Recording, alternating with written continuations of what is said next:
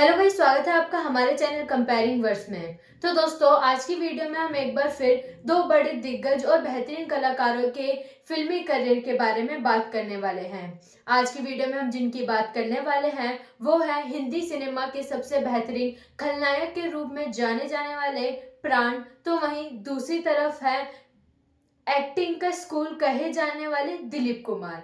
तो आइए आज की वीडियो में इन दोनों के ही फिल्मी करियर की जर्नी के ऊपर बात करते हैं और जानते हैं कि इन्होंने कब और कैसे अपने करियर की शुरुआत की और इन्होंने अंत में कौन सी फिल्म से अपना फिल्मी करियर खत्म किया। तो ये जानने के लिए आइए आज की वीडियो को अंत तक जरूर देखें। साथ ही वीडियो पसंद आए तो इसे लाइक और शेयर करना बिल्कुल भी ना भूलें। तो चलिए आज की वीडियो को शुरू करते हैं। तो दोस्तों, सबसे पहले हम बात करने वाले हैं प्राण जी की।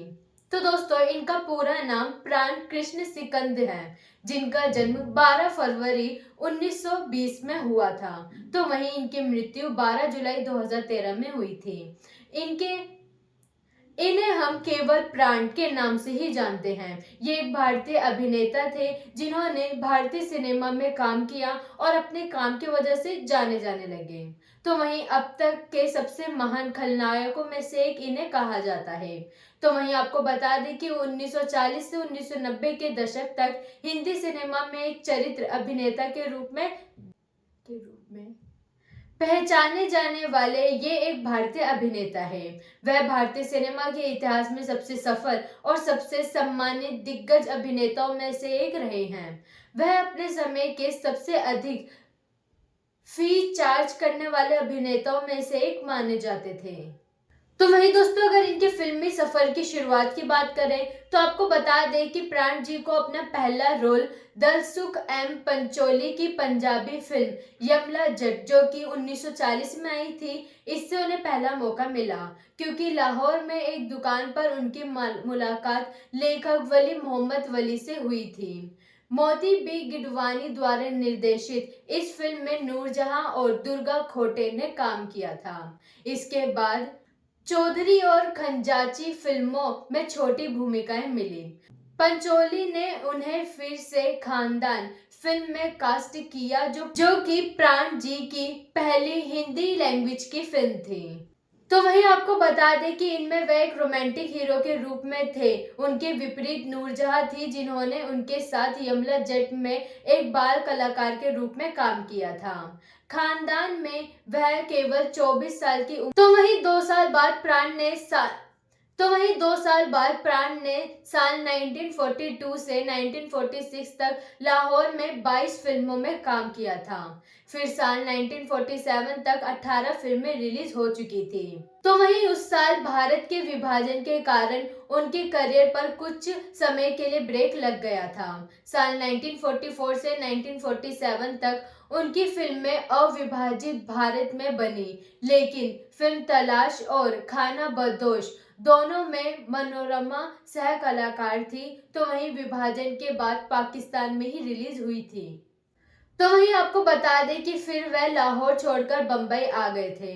कुछ महीने तक उन्होंने दूसरी नौकरियां करते हुए अभिनय के अवसर तलाशे। उन्होंने मरीन ड्राइव उन्होंने मरीन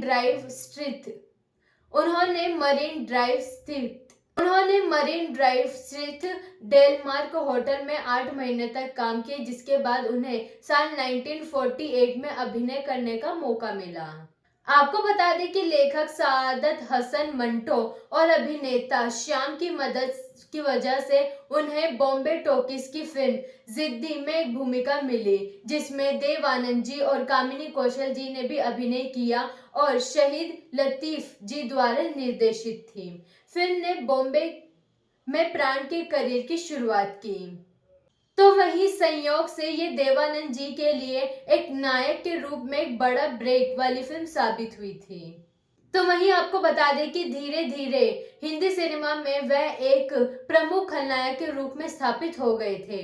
जिद्दी की सफलता के एक हफ्ते के भीतर ही उन्हें 3 और फिल्मों के लिए साइन कर भी लिया गया था। एस.एम. यूसुफ की गृहस्थी, जो डायमंड जुबली हिट रही, प्रभात फिल्म की अपराध और वली मोहम्मद की पुतली। खलनायक के रूप में प्राण जी की शुरुआत सफल फिल्में जैसे कि जिद्दी और बारी बहन से हुई थी। तो वहीं फिर नए दशक में दिलीप कुमार जी, देवानंद जी और राज कपूर जी की मुख्य नायक वाली फिल्मों में उन्हें नियमित रूप से मुख्य खलनायक या नकारात्मक चरित्र की भूमिकाओं के लिए पेशकश किया गया। 1950 के दशक में एम.वी. रमन, नाना भाई भट्ट, कालिदास, रविंद्र दवे, आई.एस. जौहर और बिमल रॉय जैसे निर्देशकों ने उन्हें बार बार कास्ट किया।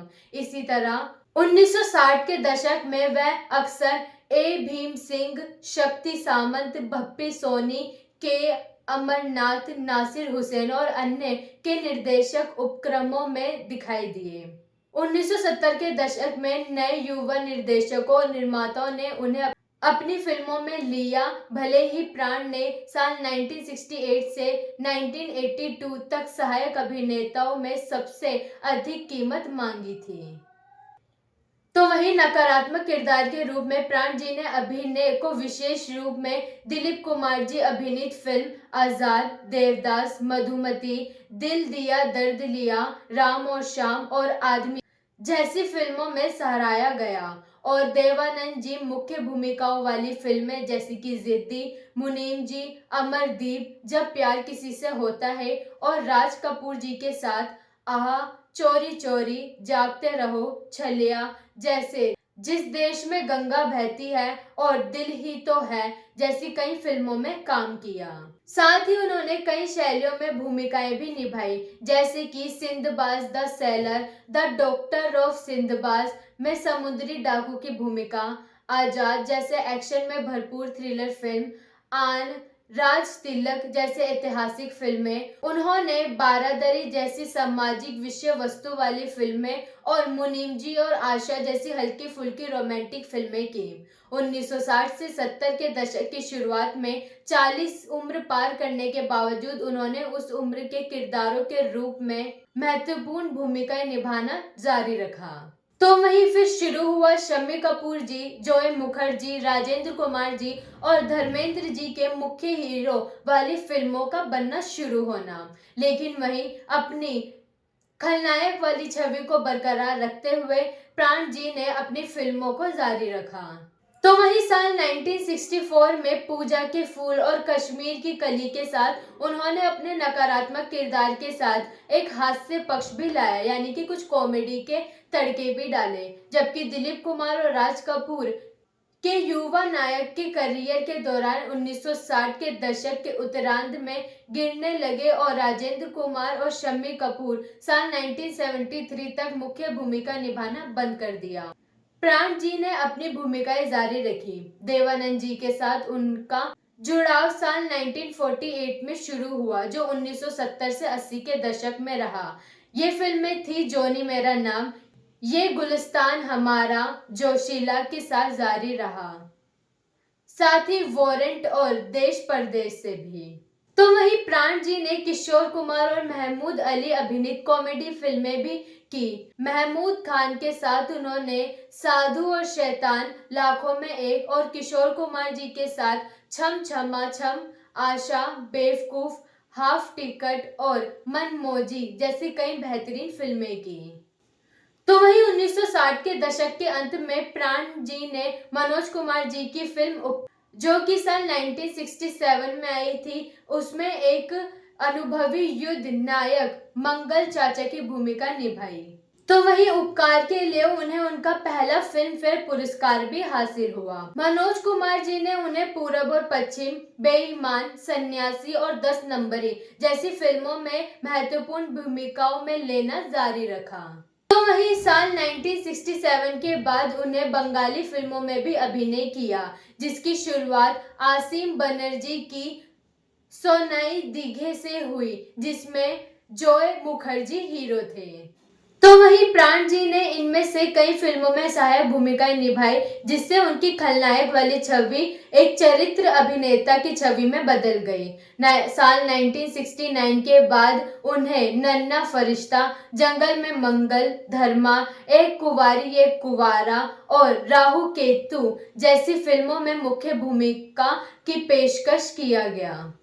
तो वहीं साथ ही आपको बता दें कि प्राण जी और अशोक कुमार जी प्रोफेशनल और असल जिंदगी में बहुत अच्छे करीबी दोस्त थे।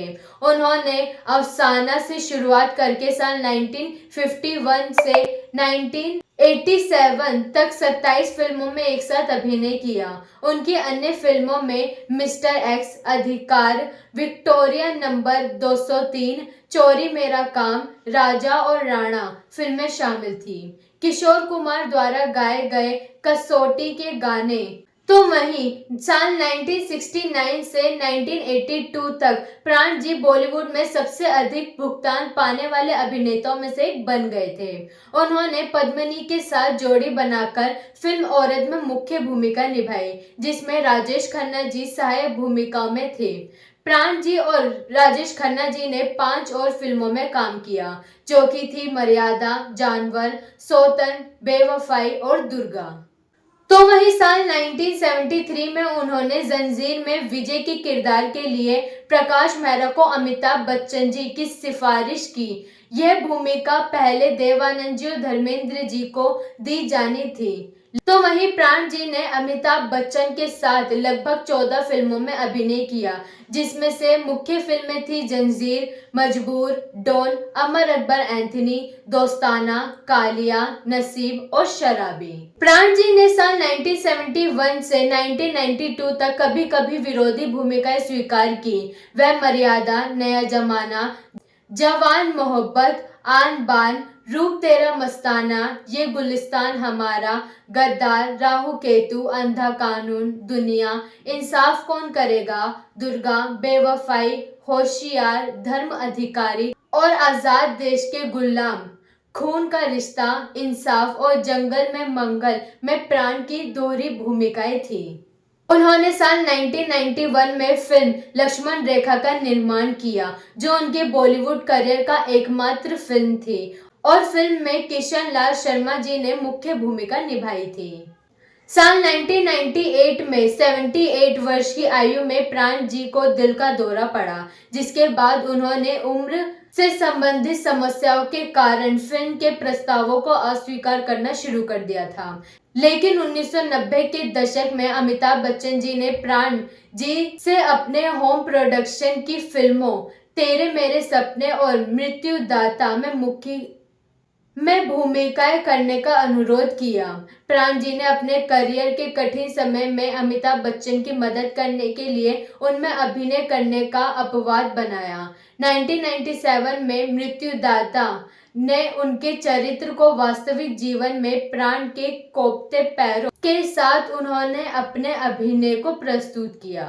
तो वहीं 2000 के बाद उन्होंने कुछ अतिथि भूमिकाएं भी की और कुछ ऐसे ही धीरे करते करते जैसे ही उनका फिल्मी करियर बढ़ा और कुछ ऐसे ही खत्म भी हो गया। तो दोस्तों, ये तो अभी तक हमने बात की हिंदी सिनेमा के सबसे बेहतरीन खलनायक के रूप में जाने जाने वाले प्राण जी की। तो आइए अब एक्टिंग के स्कूल यानी कि दिलीप कुमार जी के फिल्मी करियर की ओर भी ध्यान देते हैं। दोस्तों, दिलीप कुमार जी, जिनका असली नाम महबूब यूसुफ खान था, इनका जन्म 11 दिसंबर साल 1922 में हुआ था।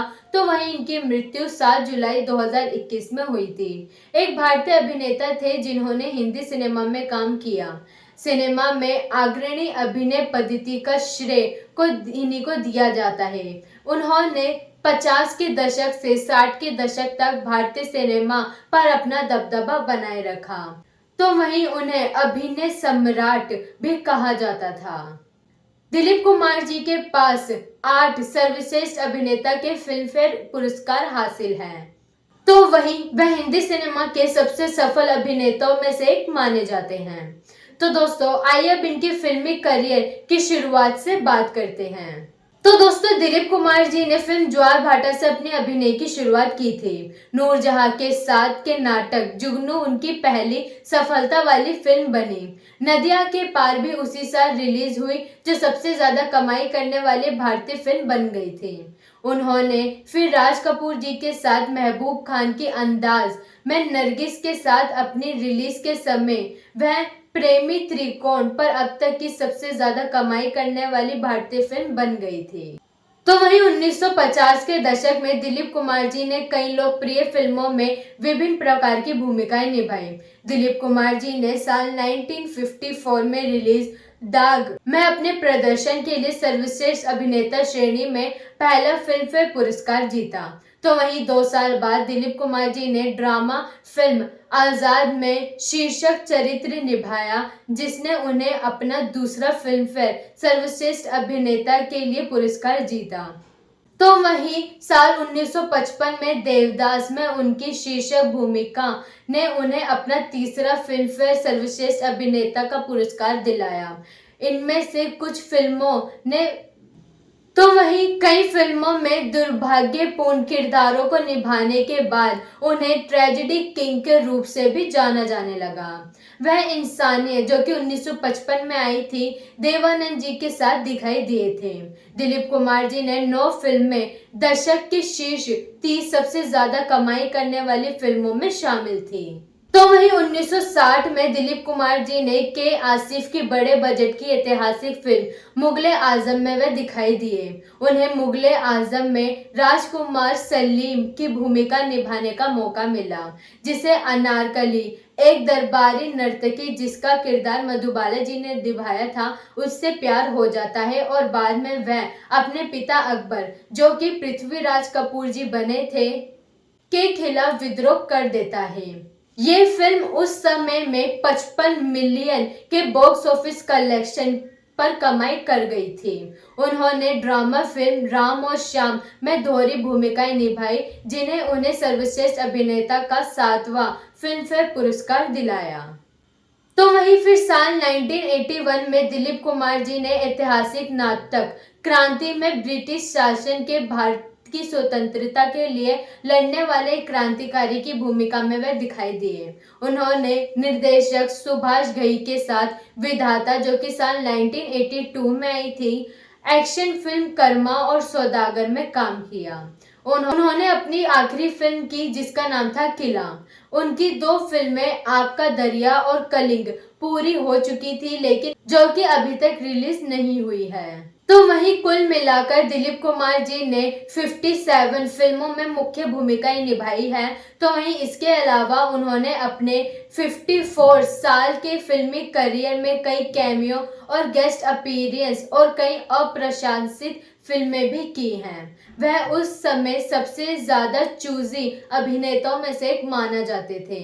उन्होंने अपने करियर में फिल्म फेयर पुरस्कारों में सर्वश्रेष्ठ अभिनेता के लिए 19 नॉमिनेशन पाए थे, जिसमें से 8 जीते थे। उनमें से 3 बैक टू बैक, जो अपने आप में ही एक रिकॉर्ड है, फिल्में दी थी, हिट फिल्में दी थी। उन्हें साल 1994 में film fair life time achievement पुरस्कार भी मिला है। तो दोस्तों, ये था एक शॉर्ट फिल्मी करियर दिलीप कुमार जी का।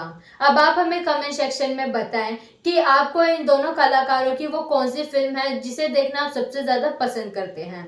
अपनी पसंद हमें कमेंट सेक्शन में जरूर बताएं। हम आपसे मिलते हैं अगली वीडियो में ऐसे और भी वीडियोस के साथ। तो जाने से पहले चैनल को जरूर सब्सक्राइब करें।